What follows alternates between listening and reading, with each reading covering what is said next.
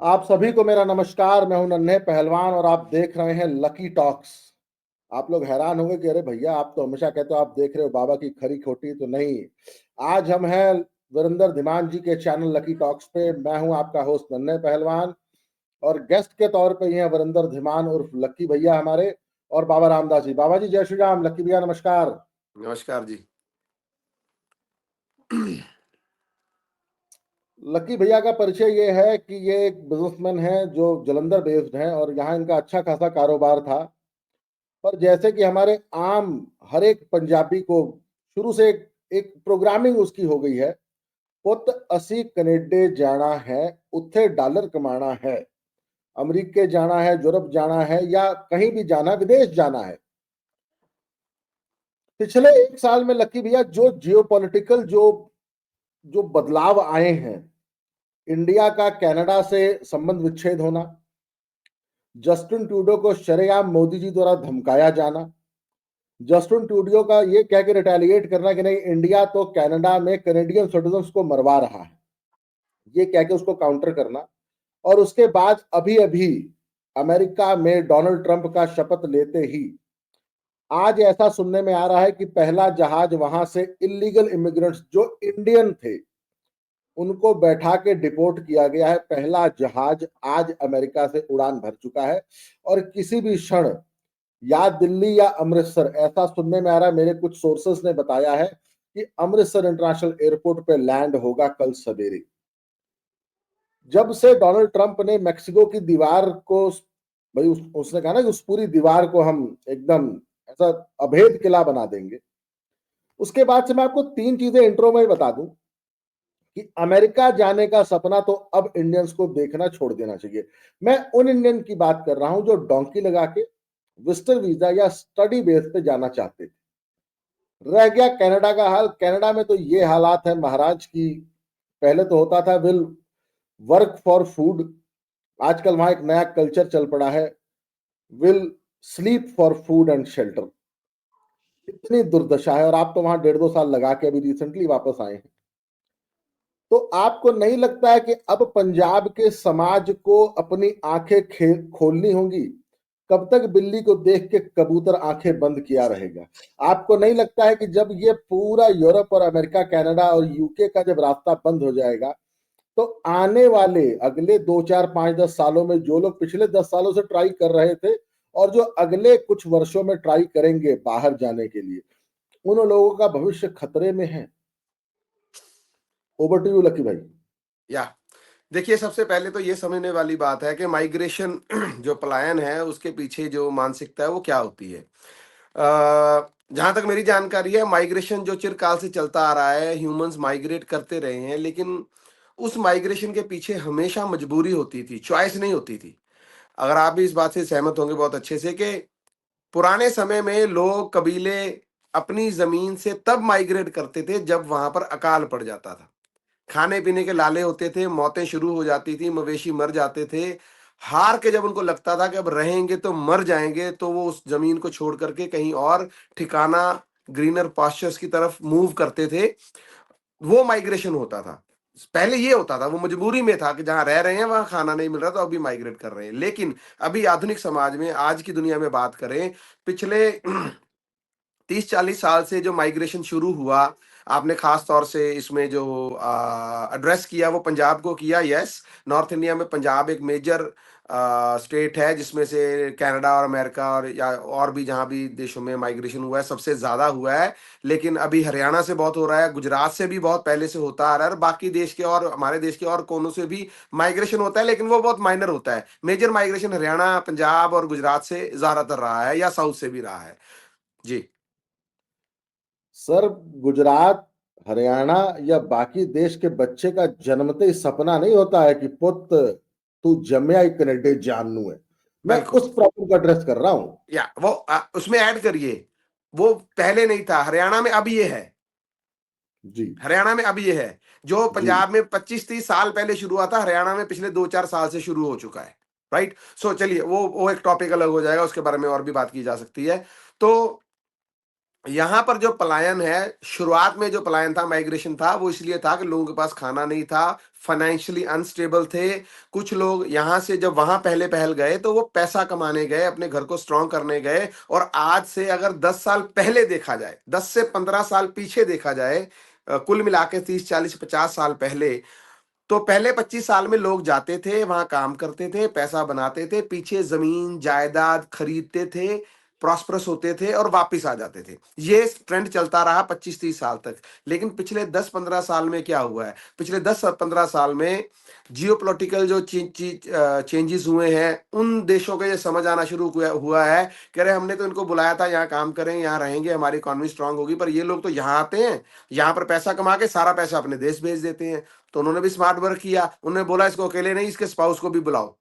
उसने वाइफ को बुलवाने के लिए वीजा दे दिया, वो भी काम करने लगी, अब दोनों कमाने लगे, अब दोनों पीछे भेजने लगे। उनको लगा अरे अभी भी पैसा जा रहा है, इनके बच्चों को भी बुलाओ, तो बच्चों को भी बुला दिया। अब वो बच्चे, वाइफ और वो सब आ रहे हैं, वो पैसा बना रहे हैं, फिर भी अभी भी कुछ ना कुछ पैसा वो पीछे भेज रहे हैं, क्योंकि माँ बाप हैं। अब उनको लगा अब पीछे क्यों पैसे भेज रहे हैं, अरे माँ बाप है, जायदाद है, अच्छा माँ बाप को भी बुला लो। अब सुपर वीजा दे करके माँ बाप बुजुर्ग को भी बुला लिया। अब वहां रह रहे जो माइग्रेशन करके वहां गया है, अब उसकी वाइफ वहां है, बच्चे वहां है, उसके माँ बाप वहां है, वहां पर है, अभी वो पीछे पैसा नहीं भेजना चाहता, किसको भेजेगा?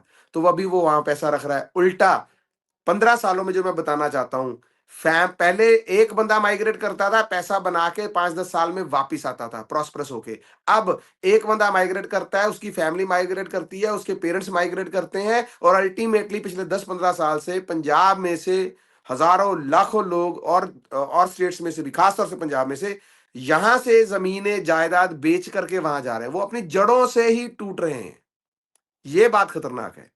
तो उनको लग रहा है अब यहाँ पीछे कोई है नहीं, तो अब हमें वापस वहां चले जाना चाहिए, वहीं रहना चाहिए। जब रहना ही वहां है, बुजुर्ग वहां है, बच्चे वहां, तो हमारा पीछे क्या रह गया? तो ये जो पलायन है, ये पलायन सिर्फ सादा खाना रोटी कमाने वाला पलायन नहीं है, ये बहुत डिफरेंट किस्म का पलायन है। जियोग्राफिकल, आई शुड से, जिनकी जमीन है वो छोड़ के जा रहे हैं, राइट? जिस ਜ਼ਮੀਨ 'ਚ ਰਹੇ, ਜਿਸ ਜ਼ਮੀਨ ਦੀਆਂ ਵੱਟਾਂ ਦੇ ਮਗਰ 2 ਇੰਚ ਵੱਟ ਦੇ ਮਗਰ ਖੂਨ ਹੋ ਜਾਂਦੇ ਸੀ ਵੀ ਇਹ ਜ਼ਮੀਨ ਸਾਡੀ ਸਾਂਝੀ ਹੈ, ਔਰ ਅਸੀਂ ਇਹ 'ਚ ਸਾਡੀ ਮਾਂ ਆ, ਰਾਈਟ? ਅਸੀਂ ਇਹਨੂੰ ਨਹੀਂ ਦੇ ਸਕਦੇ, ਕਿਸੇ ਨੂੰ ਇਹਦੀ ਰਾਖੀ ਕਰਨੀ ਹੈ। ਅੱਜ ਉਹ ਲੋਕ ਹੱਥੀਂ ਜ਼ਮੀਨਾਂ ਵੇਚ ਕੇ ਪ੍ਰਦੇਸਾਂ 'ਚ ਜਾ ਰਹੇ ਹੈ, right? So this migration is not for food, this migration is for the एक क्या बोलते हैं, एक अन्नी दौड़ पैसे दी।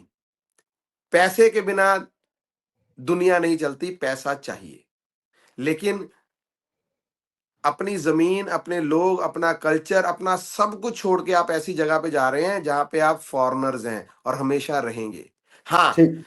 जिनके पास यहाँ खाने के लिए नहीं है, जिनके पास फाइनेंशियल ग्राउंड्स स्टेबिलिटी नहीं है, जिनको नजर आता है कि मुझे कोई जॉब भी नहीं मिलेगी, जिनको नजर आता है मुझे कोई बिजनेस भी करना नहीं आता, उनको लगता है कि 5 किल्ले जमीन है, चलो 1 किल्ला बेच के लड़के को या खुद बाहर चले जाएं तो वहां पर कुछ भी कर लेंगे, इतना पैसा तो बना ही लेंगे कि वहां अच्छी जिंदगी जी सकें। उनका जाना तो मैं जायज मानता हूं, वो सही है। उनको लगता है जी। कुछ नहीं है हमारे पास पढ़ाई नहीं है, हमारे पास सरमाया नहीं है, हमारे पास बिजनेस करने की नॉलेज नहीं है, कॉन्फिडेंस नहीं है, वहां जाएंगे तो लेबर करके भी हम खूब पैसा बना लेंगे, वो उनके लिए सही है। प्रॉब्लम आती है इस बात पर, जब मेरे जैसा बंदा, जिसने यहाँ पे आधी से ज्यादा उम्र निकाल दी, जिसने बिजनेस कर लिया, और मेरे मित्रगण और बहुत सारे दोस्त जो क्लास 1 ऑफिसर्स हैं, जो अच्छे खासे बिजनेसमैन हैं, जिनकी लाखों करोड़ों की टर्नओवर है, और ऐसे लोग जिनका शहर में नाम है, जिनके बड़े बड़े बिजनेसेस है, वो जब अपना पूरा बिजनेस, पूरा सब कुछ बेच के चले जाते हैं, तब अजीब बात है। हम क्या देखने जा रहे हैं? तो समझने वाली बात यह है कि वहां पर जाना सिर्फ पैसे का लालच नहीं है। आज के समय में ये बहुत छोटे छोटे दायरे से, लेंस से देखेंगे अगर हम ये बात बोलेंगे तो। बड़ा लेंस क्या है कि पिछले 40 50 साल में जो लोग वहां गए, उन्होंने वहां पर जो किया, जो फाइनेंशियल सक्सेस यहाँ से जाने के बाद हासिल की, उन्होंने उस फाइनेंशियल सक्सेस को पिछले 50 साल में अपनी नेटिव लैंड पर बहुत बढ़िया तरीके से बढ़ा चढ़ा के शोकेस किया। 1 2 साल नहीं, पिछले 50 साल से ऐसा होता आ रहा है। हमने बचपन से लेकर के आज तक फॉरेनर को यहाँ पर आकर बड़ी बढ़िया गाड़ी खरीदते हुए, बड़े बड़े ब्रांड पहनते हुए, सादा पानी ना पी के सिर्फ कोक और बिस्लेरी ही पीनी है, और डिफरेंट से स्लैंग में बातें करते हुए देखा, तो हमें और हमारे समाज के सब जो लोग थे, उनको लगा यार ये बहुत अच्छी साफ-सुथरी बढ़िया सेटल्ड दुनिया है। और फिर उनका बातें करना, वहाँ तो ह्यूमन लाइफ की वैल्यू बहुत है, वहाँ पैसा बहुत है, वहाँ पे लाइनें नहीं होती, वहाँ पर तो आपकी बहुत रिस्पेक्ट है, वहाँ पर तो बहुत इक्वालिटी है, वहाँ पर बहुत सफाई है, वहाँ पे बहुत लॉ एंड ऑर्डर है। उन्होंने वहाँ की सब बढ़िया से बढ़िया बातें ही की, जिससे ये बात सशक्त हो कि उन्होंने जो वहाँ जाने का फैसला लिया था, अपने लोग और अपनी ज़मीन को छोड़ने का हौसला किया था, वो पलायन का फैसला लिया था, वो सही था, वो बढ़िया था।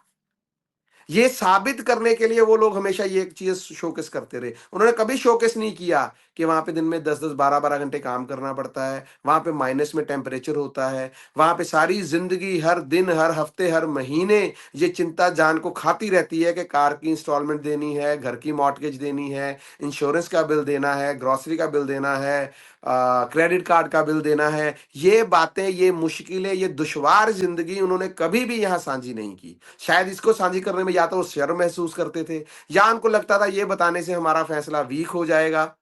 तो वो हमेशा बढ़िया चीजों को ही शोकेस करते रहे, जिसकी वजह से 50 सालों में यहाँ रहने वाले लोगों ने वहां की गुडी गुडी इमेज को ही देखा। मुझ तक जैसे लोगों को भी ये लगता था कनाडा अमेरिका में उतरेंगे, बाहर दरख्त ट्री लगा होगा, डॉलर लटक रहे होंगे, वो उतार लेंगे, वहां पर तो जिंदगी बहुत बढ़िया है, और इंडिया में तो जिंदगी बहुत टफ है। पर पिछले 2 साल, वैसे मैं कल लगभग 8-10 देश दुनिया में घूम चुका हूँ पिछले 15-20 साल में अपने लाइफ स्पैन में।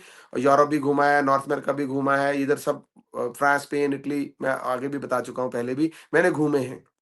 इस बार 2 साल वहां पे मैं रह के आया हूँ, और नॉर्थ अमेरिका में रहने के बाद वहाँ काम किया है, वह ट्रकिंग इंडस्ट्री में काम किया, कमर्शियल ड्राइविंग लाइसेंस लिया, ट्रक चलाया, कनाडा अमेरिका वाइड चलाया, तो पैसा भी कमाया, वहाँ रहे भी, वहाँ का मौसम, लोग, कल्चर, वर्ल्ड कल्चर, सब कुछ देखा। सब कुछ देखने के बाद मैं किसी नटशेल पे पहुंचा कि नहीं, जो मैं सोचता था, जो मैंने समझा था, जो मैंने जाना था, जो मेरी उम्मीदें थी, यहाँ पर तो ऐसा कुछ भी नहीं है। जो यहाँ पर है, वो वहाँ रहने वाले लोगों को तो पता भी नहीं उस सच्चाई का। वो तो शुक्र है सोशल मीडिया का कि आए दिन कोई ना कोई वीडियो आती रहती है, लोग अपनी सच्चाइयाँ वहाँ से अब बयान करना शुरू कर रहे हैं, इस चीज़ की परवाह किए बगैर कि मेरे लोग वहाँ पर क्या सोचेंगे। लोग सच बोलना शुरू हो गए हैं। तो 50 सालों में धीरे धीरे मानसिकता बनी है, प्रोग्रामिंग हुई है कि वो दुनिया इस दुनिया से बेहतर है, वहां पर ज्यादा अपॉर्चुनिटीज हैं, वहां पर जिंदगी आसान है, वहां पर जिंदगी बढ़िया है। जबकि असल में ऐसा नहीं है। वहां पर बढ़िया है कि नहीं, ये मैं अलग बातों में लेके जाऊंगा, लेकिन यहां पर बुरी नहीं है, ये मैं कंफर्म करता हूं। ठीक। जब हम दूसरी जगह को देख लेते हैं, तभी हमें पता लगता है पहली जगह बुरी थी कि अच्छी थी। जब तक दूसरी नहीं देखते हैं, तब तक लगता है, शायद वो बोलते हैं ना, दूसरे की थाली में लड्डू बड़ा नजर आता है।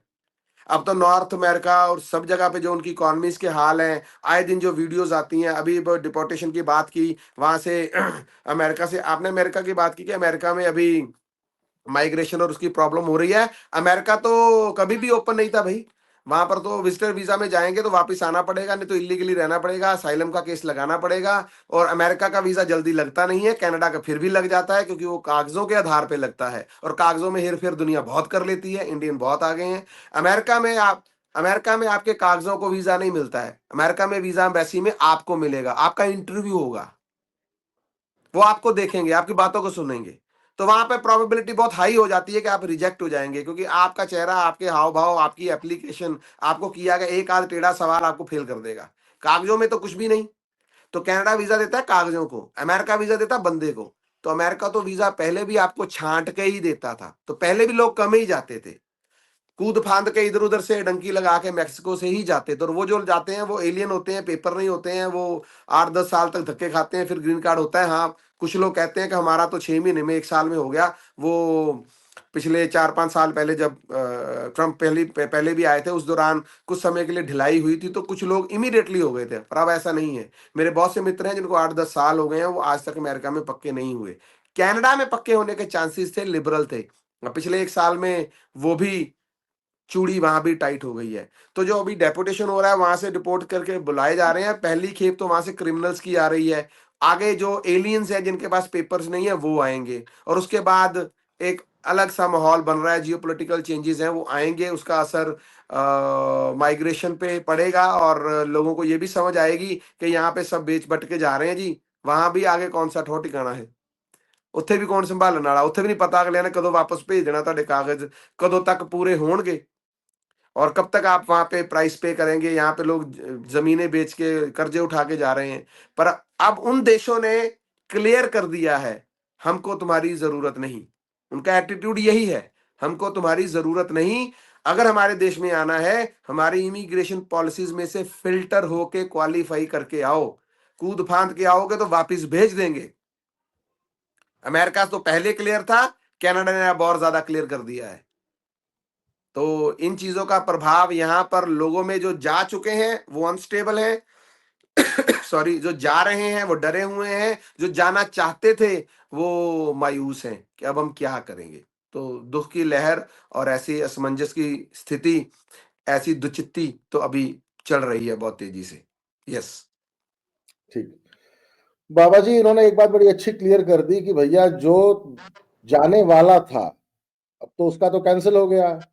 जो लोग प्लान कर रहे थे कि नहीं आज से 5-7 साल बाद मेरा बेटा मेरा बच्चा या मैं जाऊंगा, वो भी संशय में है। पर जो लोग वहां हैं, असली तलवार तो उन पे लटकी ना, मरे तो बेचारे वो लोग। जो बच्चा अभी 2024 में, आपको पता है लक्की भाई, जो फ्लाइट आ रही है ना उसमें से 99% लोग 2024 में गए थे यूएस। लाखों रुपया लगा के, वो अमाउंट 40, 35 से 50 लाख। अरे क्या बात कर रहे हो भाई, 40 से लेके 70 लाख का रेट है आज की डेट में। ओ तेरी बल्ले। तो बाबा जी उन लोगों का जो माइंडसेट होगा इंडिया वापस आके, आपको नहीं लगता है कि वो इसके लिए, जैसे होता है ना नाकामयाब आदमी हमेशा समाज को अपने लोगों को पूछता है, खुद को कभी नहीं देखता कि मैं क्यों फेल हुआ अपनी लाइफ में। आपको नहीं लगता कि पंजाब में माहौल अनरेस्ट की तरफ बढ़ेगा?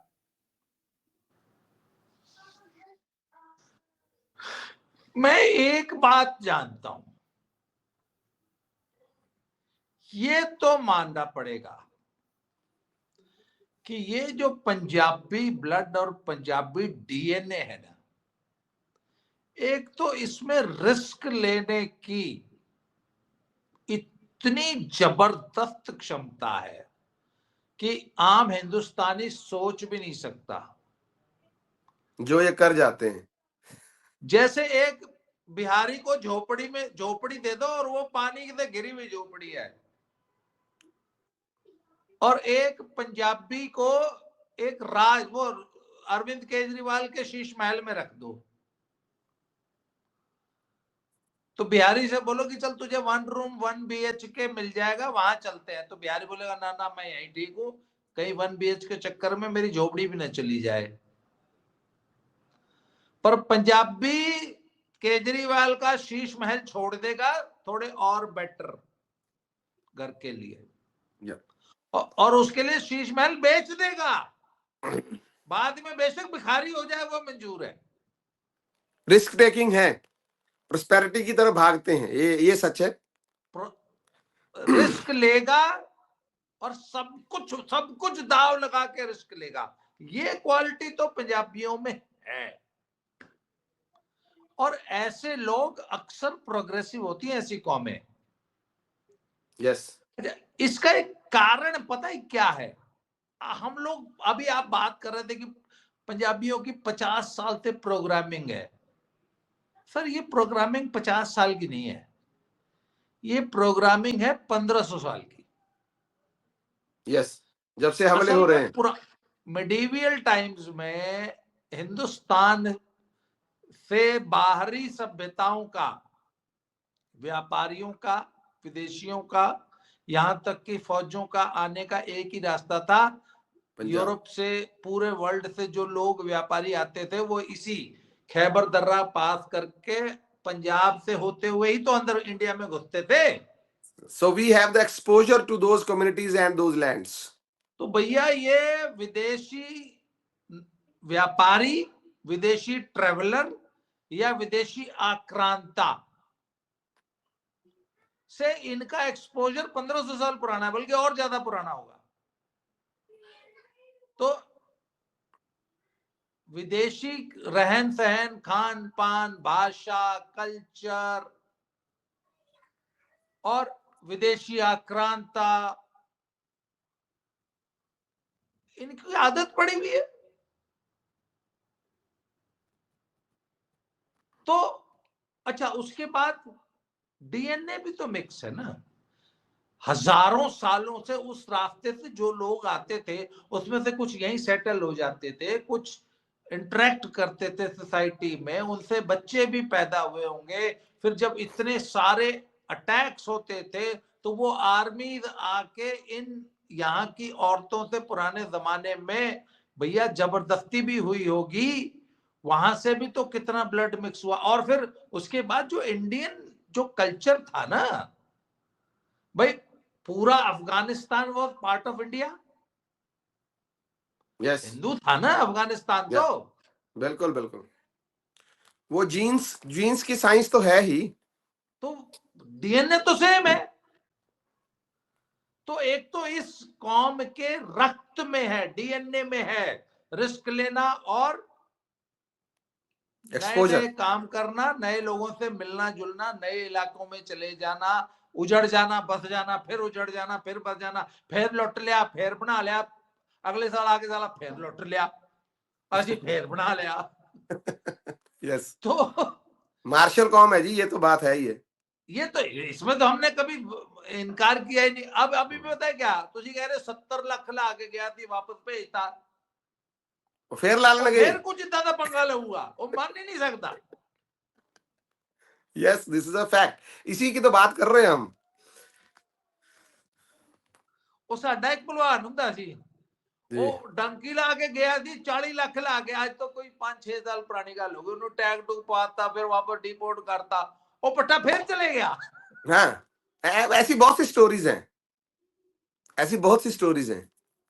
मेरा एक मित्र है, वो डंकी लगा के चक्कर में गया और वो 1.5 महीने तक एयरपोर्ट टू एयरपोर्ट घूमता रहा, उसकी एंट्री नहीं हुई, वो वापिस आया। 1.5 महीना एयरपोर्ट टू एयरपोर्ट घूमता रहा, पता नहीं कहता मैंने 30-40 एयरपोर्ट घूम लिए, कभी इधर लैंड कर दिया, कभी इधर से उठा लिया, एयरपोर्ट से बाहर नहीं जाने देते थे। वापिस आया, 1 साल बाद फिर ट्राई की, नहीं बनी, फिर ट्राई की, फिर पहुंच गया अमेरिका। तो ऐसा देखो, ऐसे ऐसे बहुत सी कहानियां, ऐसे बहुत से किस्से हमारे आसपास लोगों के साथ होते हैं। तो हमारा मकसद आज, जैसे हमने बात शुरू की, नन्हे जी ने पूछा कि वो रिपोर्ट किया है उसका क्या असर पड़ेगा, उसके बारे में बात कर रहे। जी नन्हे। लोहिया सुल्तानपुर लोधी के बगल में एक कस्बा है, लेकिन शायद आता जलंधर में है। सुल्तानपुर लोधी से टोटल डिस्टेंस होगा 4-5 किलोमीटर। वहां एक लोहिया एजेंट खास। है बहुत, हाँ लोहिया खास, वहां एक एजेंट है बहुत फेमस है। वो कुछ रुपए लेते हैं शुरू में, 1-1.5 लाख रुपए, और वो ऐसे ही एयरपोर्ट टू एयरपोर्ट, देश टू देश घुमाते रहते हैं जब तक वो डेस्टिनेशन में पहुंचा न दे। वो ऐसा ही चलता है, वो सिस्टम हाँ, है। मेरे मेरे भी एक मित्र हैं, वो भी ऐसे ही बेचारे, मुझे लग रहा है 8-10 देश घुमाया इस चक्कर में। कहता भाई 1.5 लाख से 10 देश घूमने और चाहिए कि ये।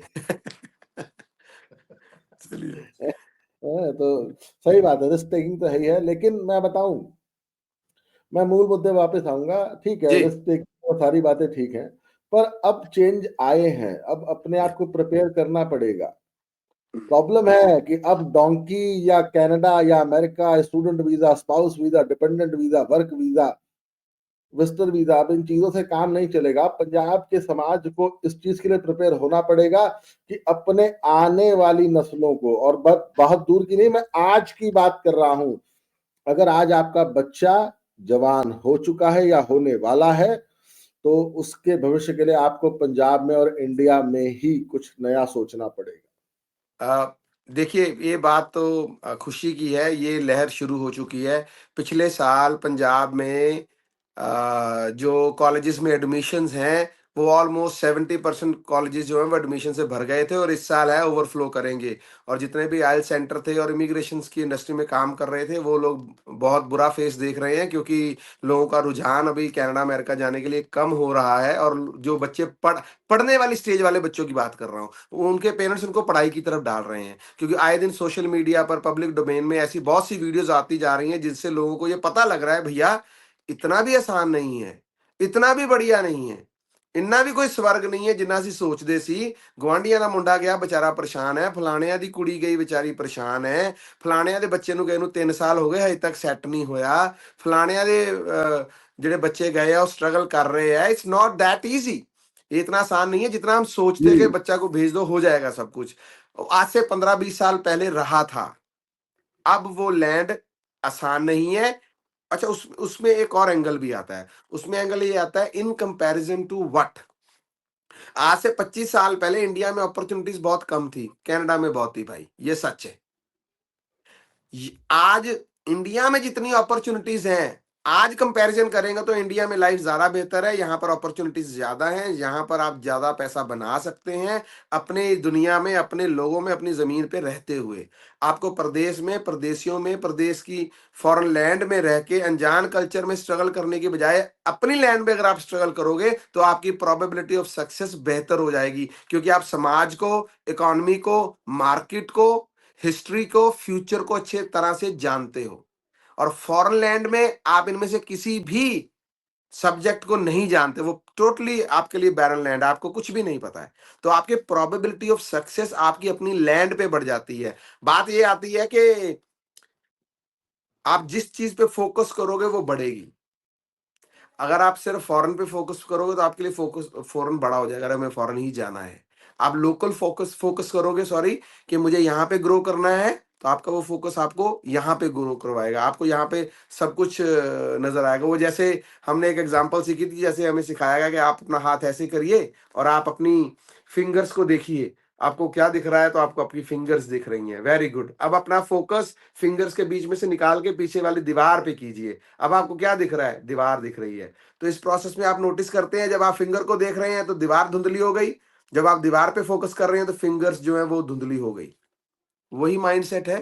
अगर आप सिंपली फॉरेन ही देख रहे हैं तो यहां पर हर अपॉर्चुनिटी धुंधली हो रही है आपके लिए, और जब आप यहां पर देख रहे हैं क्या आप कितनी अपॉर्चुनिटीज है, फिर वो धुंधला है, उसकी परवाह नहीं है। अब लोगों का फोकस, पंजाब का फोकस, इंडिया का फोकस, कनाडा और अमेरिका का जो बिहेवियर वहां पर गए हमारे इंडियंस, हमारे लोगों के प्रति हो रहा है, चाहे वो कूद फांद के गए हैं, चाहे वो अपने वीजा लेके स्टूडेंट वीजा गए हैं, चाहे वो वर्क वीजा पर गए हैं। बहुत से स्टूडेंट्स भी वापस आ रहे हैं जिन्होंने 20-50 लाख रुपया लगाया, वहां गए, 3 साल पढ़ा, उनको लगा वर्क वीजा मिलेगा, आगे काम करेंगे, उनको एक्सटेंशन नहीं मिल रहा, वो सब बच्चे वापस आ रहे हैं। अब उनको तो ये तो समझ आ रहा है ना कि वहां से वापस इतना भी आसान नहीं है, इतना भी बढ़िया नहीं है। लोग बोल रहे हैं, जैसे पहले भी बात हुई, कि वहां से जो आएंगे वो फ्रस्ट्रेटेड होंगे। आई पर्सनली फील वो फ्रस्ट्रेटेड से ज्यादा डिसहार्टेड होंगे कि जो वो सपने या उम्मीदें या उस देश से जो उम्मीद लेकर गए थे वो वहां पे पूरी नहीं हुई है। सर एक ये मिनट, ना उम्मीदी, क्या सॉरी, एक मिनट, क्या उनको ये भी भाव होगा कि यार हमसे गलती हो गई? हमको जरूर नहीं होगा, जाना। जरूर होगा। बताता हूं क्यों होगा। वो बोलते हैं मछली पत्थर चाट के वापस आती है। जब तक बच्चा यहां से वहां नहीं, मैं वहां पर बहुत यंगस्टर से मिला हूं बाबा जी, 18 साल के, 20 साल के, 22 साल से मेरी नेचर रही है, मैं सबसे दोस्ती करता हूं, बातें करता हूं, बहुत कुछ जानने की कोशिश करता हूं और भी डिस्कशंस करता हूं। तो मुझे जितने भी बच्चे वहां मिले ना, आप मानिएगा एक अजीब सी मायूसी उनकी बातों में रहती है। मुझे ध्यान में नहीं आता कोई ऐसा बच्चा 20-22-24 साल का, 18 साल का, जो खुश, अरे वाह मजा आ रहा है जी, हम तो बल्ले बल्ले हो गई, हम तो, हमारा तो सपना पूरा हो गया, ऐसा मुझे कोई।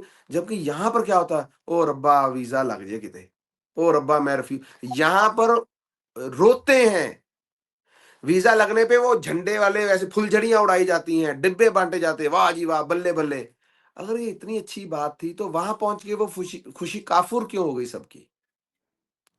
3-4-5-6 साल लगातार मेहनत करके, स्ट्रगल करके उन बच्चों को लग रहा है 5 साल हो गए, मेरे हाथ में पीआर का कागज आया है, चवन्नी नहीं है मेरे हाथ में, उल्टा लाखों रुपया मैंने कमाया और वहां खर्च कर दिया है।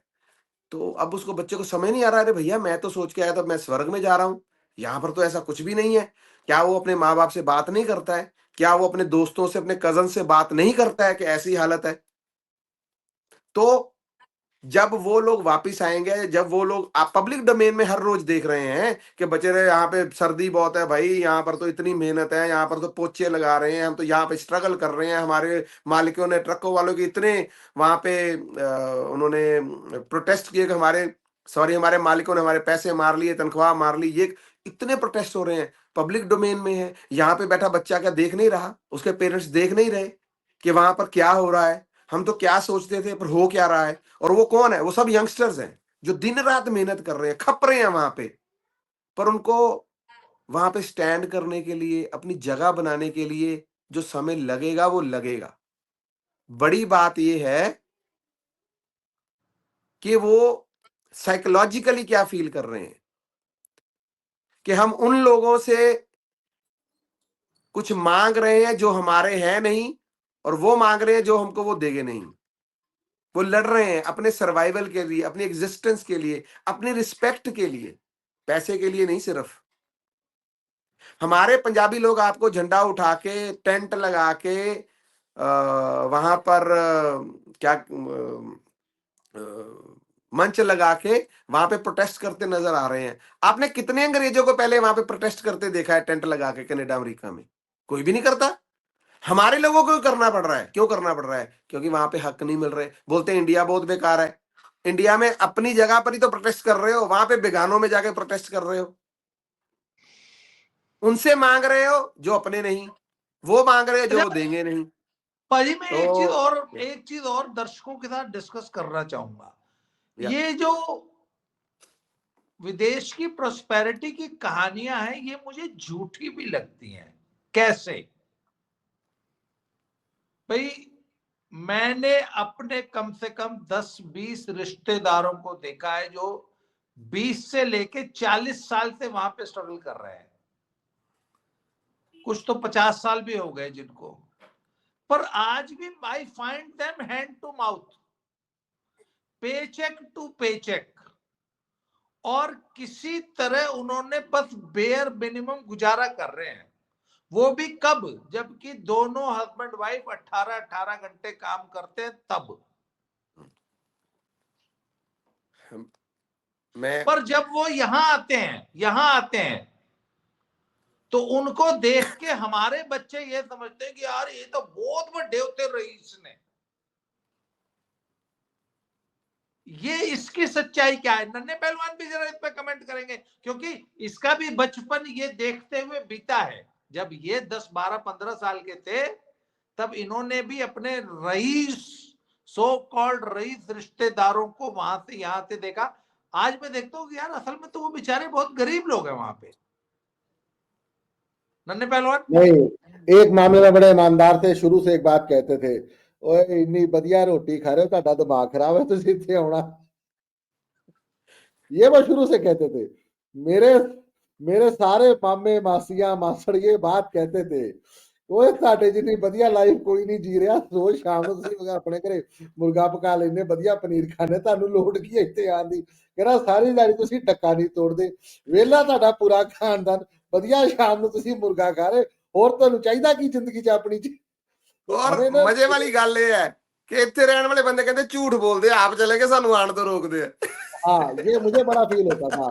और मैं बताऊं, अब मुझे लगता है, देखिए एक होता है बच्चा बच्चा था, उसका माइंड, उसकी उसे दुनिया देखी कहाँ होती है। मैं अपनी अपनी तुलना करता हूँ, जब मैं 14 साल का जलंधर शिफ्ट हुआ, अब मैं 34 साल का हूँ, मैं यूपी में रहता हूँ। मैं आपको लिटरली बता रहा हूँ भाई साहब, मुझे लगता है कि सही बात है यार, सवेरे आराम से सो के उठे हो, काम कोई किया नहीं, सारा दिन जाके अपने खानदान में बैठ के सिर्फ मजे लिए है। आजकल हमारे पास एक नया एंटरटेनमेंट है, एक हमारा कदर, उसकी शादी नहीं हो रही, अब हम सारा दिन ना लोगों से मजे लेते हैं, ओदा ब्याह करा दो यार। तो ये इंडिया में आपको लिटरली मैं बताऊं लक्की भैया, सच में इतना बड़ा वेलों का मुल्क नहीं है कोई, और अरे उसके बाद चलो, भी अरे हम शाम वेला को कह के खुद को ऐसा क्यों कहेंगे? मैं आपको एक एग्जांपल देता हूँ। आज आपकी बात से समझ आया। आज दोपहर को मैं एक मित्र से मिलने गया, मुझे थोड़ा सा काम था, टू व्हीलर पे, बाइक पे। उनसे मिला, बातें की, वो थोड़े व्यस्त थे, तो दूसरे मित्र का फोन आया। कहाँ हो, कितने हो भाजी? मैं इत्थे। कदों जाना? मैं कहा मैं काम चलना। कदों फ्री होना? मैं घंटे तक। मैनू फोन करो। मैं कहा ओके। मैंने उसके 1 घंटे का बोला, 2 घंटे बाद कॉल की। मैं कहा उसको फोन करना था। हाँ हाँ जी दसो की प्रोग्राम है? मैं कहा जी कोई नहीं, बैठिए। फिर मैं कहा बैठते हैं, खान चलिए, चलते हैं। तीसरे को पूछा, चलते हैं। खड़े खड़े ऐसे बात हुई, ऐसे ही लंच करने के बाहर गए, लंच की, चाय पी, बेसन खाया, गप्पे मारी, हा हू की। तो उनमें से जो तीसरा फ्रेंड था वो कहता भाजी आ तुसी चले गए सी ना 2 साल मैं आ चीज़ां बहुत मिस कीतियां ना ਅਸੀਂ ਖਾਣ ਗਏ ਨਾ ਅਸੀਂ ਘੁੰਮਣ ਗਏ ਤੁਸੀਂ ਆਏ ਤਾਂ ਕਿੰਨੀ रौनक आ गई ਅਸੀਂ फिर घूम फिर रहे हैं भाई साहब आप कनाडा अमेरिका में ऐसा गेट टुगेदर इमेजिन ही नहीं कर सकते कि आप खड़े पार फोन करो मिल जाए वो भी मिल जाए वो भी मिल जाए बैठ भी लिए खा भी लिए हंस भी लिए और काम भी कर लिया छोटी सी बात ऐड करता हूं भूल ना जाऊं वहां पर यहाँ के लोग क्या देख के अट्रैक्ट होते हैं अरे वहां बड़ी बड़ी गाड़ियां हैं वहां बड़े बड़े घर हैं वहां पे बड़े बड़े गार्डन्स हैं बड़ी बड़ी सड़कें हैं लग्जरी उनको ये लगता है ब्रांडेड बूट्स हैं ब्रांडेड सूट्स हैं हम लोगों के लिए ये चीजें लग्जरी है हमें अट्रैक्ट करती हैं राइट लेकिन वहां पर लोगों के पास घर में हेल्प हाउस हेल्प नहीं है जिसके पास हाउस हेल्प है ना वो मल्टी मिलियनियर और बिलियनियर बंदा है जिसके पास हाउस हेल्प है 90% से ज्यादा लोगों के पास हाउस हेल्प नहीं है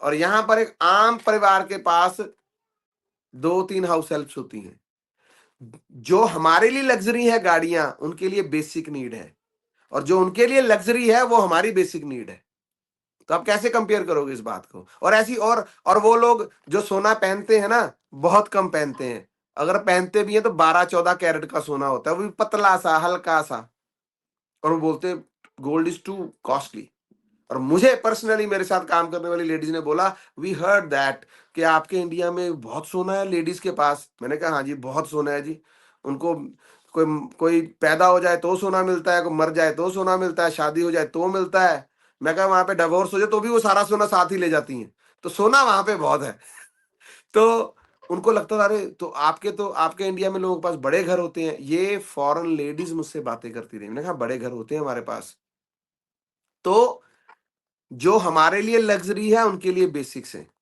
और जो उनके लिए लग्जरी है वो हमारे लिए बेसिक्स है हम कम कहाँ हैं वो एक बंदे को इंग्लिश नहीं आती थी उसने बोला क्या आप अंग्रेज के साथ इंग्लिश नहीं बोलते तो आपको एम्बेरस नहीं होता कि आपको उसकी भाषा नहीं आती कहते मैं क्यों एम्बेरस हूँ मुझे इंग्लिश नहीं आती पंजाबी थे वो कहते मन्नू जे ਉਹਦੀ इंग्लिश नहीं आती तो ਉਹਨੂੰ ਕਿਹੜੀ मेरी पंजाबी आती है मैं तो फिर टुट्टी भज्जी इंग्लिश बोल लेना मैं तो फिर भी थोड़ी बहुत इंग्लिश बोल लूंगा वो तो बिल्कुल भी पंजाबी नहीं बोलता मुझे कोई एम्बेरसमेंट नहीं है it's okay that is called the self realization self worth और कुछ लोग हाय हमें इंग्लिश नहीं आती हम तो बस दुनिया के निखिद्ध प्राणी भाषा सीखनी चाहिए उसमें मनाही नहीं कर रहा हूं लेकिन हीन भावना से ग्रस्त नहीं होना चाहिए ना पिछले 50 सालों में इन वेस्टर्न वर्ल्ड्स ने अपनी आउटर उपभोगवादिता जो लिविंग स्टैंडर्ड्स थे उनके जो उन्होंने इतना दिखावे वाली दुनिया बना दी ब्रांड गाड़ियां ये वो उससे जो हमारे थर्ड वर्ल्ड के लोग तो उनको वो सब हीन भावना के शिकार हो गए अरे हम तो गरीब हैं वो देश अमीर हैं अरे भैया वो पहनते हैं 12 कैरेट का सोना आप पहनते हो 22 कैरेट का सोना वो रहते हैं लकड़ी के घरों में आप रहते हैं संगमरमर की इमारतों में वो करते हैं सुबह से लेकर रात तक अपने हाथों से काम आपके पास काम करने के लिए 10-10 20-20 लोगों की टीम्स होती हैं उनके जवान बच्चे हमेशा जीरो से शुरू करते हैं आपके पास दादा परदादाओं की बनाई हुई जायदाद है जिसको आप लेगेसी को कैरी ऑन कर रहे हैं उनको मांगे से वहां पानी नहीं मिलता यहाँ पे आपके शबीले और लंगर लगती हैं आपको रोक रोक के खिलाया और पिलाया जाता है भाई खाओ पियो लंगर लगा है आप किस रिचनेस की बात हम कर रहे हैं तो ये जी बहुत राजा सारी जी बातें हैं इसके बारे में लक्की आगे भी भाई बातें करते रहेंगे या मैं एक बात बताऊं कनाडा अमेरिका में you can not survive without a car और अ पर्सनल ट्रक या it's a basic need Hindustan के रिमोटेस्ट एरिया में भी आज की तारीख में आपको 2 मिनट से लेके 5 मिनट 10 मिनट के अंदर पब्लिक ट्रांसपोर्ट अवेलेबल है हमारा गांव जो है ना गांव वो तो रिमोट एरिया है ना अभी नन्हे पहलवान हालांकि इसके पास तो 2 गाड़ियां अभी कार में इसके कंपाउंड में खड़ी हैं पर अगर इसको जरूरत पड़ जाए ना तो ये फोन करेगा नन्हे पहलवान 5 मिनट में नहीं तो 10 मिनट में गाड़ी आ जाएगी जी और बहुत सस्ती चीप टैक्सी का ये हाल है दिन भर के लिए 150-200 किलोमीटर का चक्कर 2000 रुपए स्विफ्ट जैसी गाड़ी 2000 रुपए में अवेलेबल है आपको 50-60-70 किलोमीटर ले जाएगी ले आएगी वहां पर आपको 20 मिनट की राइड पे आधे घंटे की राइड पे उबर करनी पड़ जाए तो $50 मिनिमम लग जाते हैं 4000 रुपया बनता है तो सर इंडिया की कंडीशंस डिफरेंट है ना। यहाँ हर बंदे को, अच्छा यहाँ अगर आप शहर में रहते हैं तो घर से बाहर निकलते ही e rickshaw, auto rickshaw, Rapido, Ola, Uber सब अवेलेबल है। बहुत फेवरेबल कंडीशंस हैं, बहुत फेवरेबल इकोनॉमी है, बहुत फेवरेबल वेदर है, बहुत फेवरेबल सोशल स्ट्रक्चर है। किसी भी एस्पेक्ट से आप बात कर लो, वहां पर आपको घर लेना हो तो मॉर्टगेज के बिना नहीं ले सकते, इतने महंगे हैं। मैं एक बात बताऊं, अभी हमारे एक दोस्त आए शायद यूएसए से, और वो करीब 10-12 साल बाद आए थे।